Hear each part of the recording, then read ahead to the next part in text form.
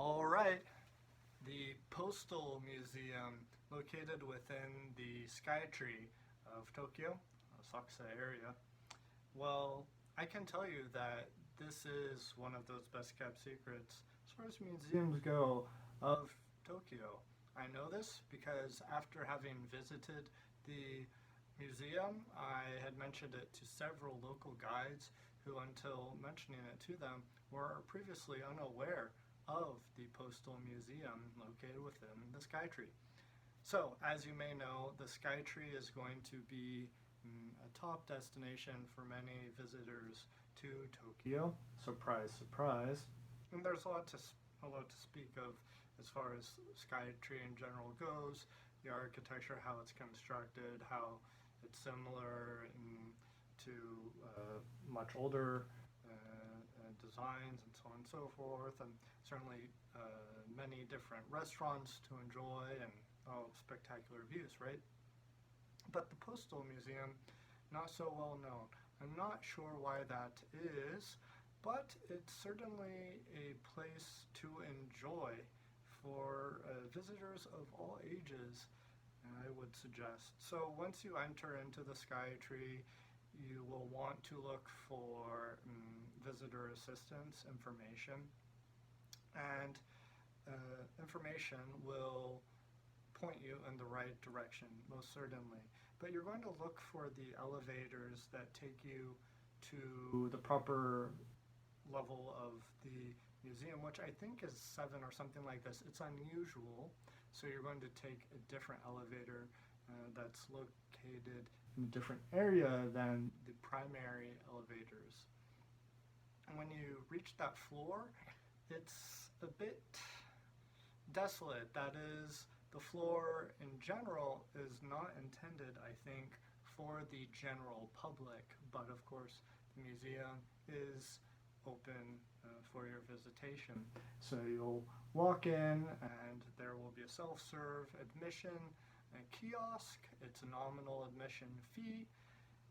Pay that, proceed into the museum, and enjoy the chronology, the history of postal services within Japan is very interesting. And having visited a few other museums, I can say that this one does a fine job of presenting it in a clear and concise manner. That is, you can spend around 45 minutes, perhaps longer, within this museum and really glean a lot about Japanese history from your visitation.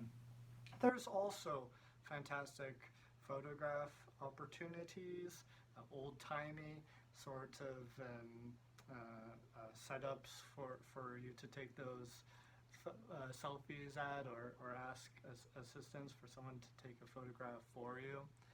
And there's a really unique video game, very interactive, enjoyable for perhaps yourself or your children, and it's free, it's included admission, where the player is a delivery person attempting to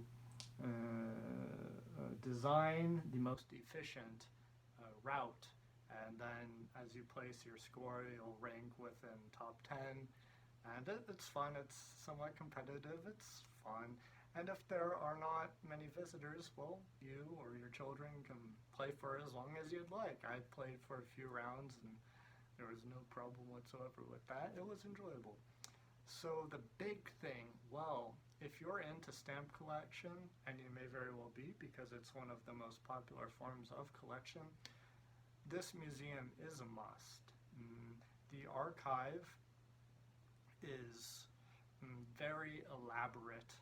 There are aisles of finely archived stamps that are archived by date, and so you can pull out a panel once you visit. You can pull out a panel that has these stamps, just thousands of them, on display for your pleasure. So please enjoy that if you have a love of stamps. It's a must. Now, once you've enjoyed the museum, there's also a crafting area that I didn't take part in, where I believe the visitor can design their own postcards. That's pretty neat, right?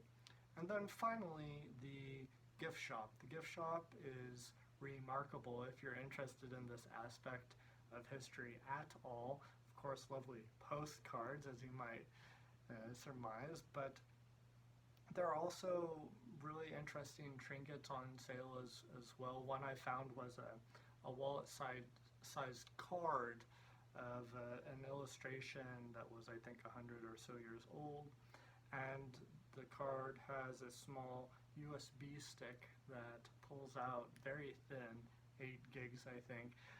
Just a curious item, right?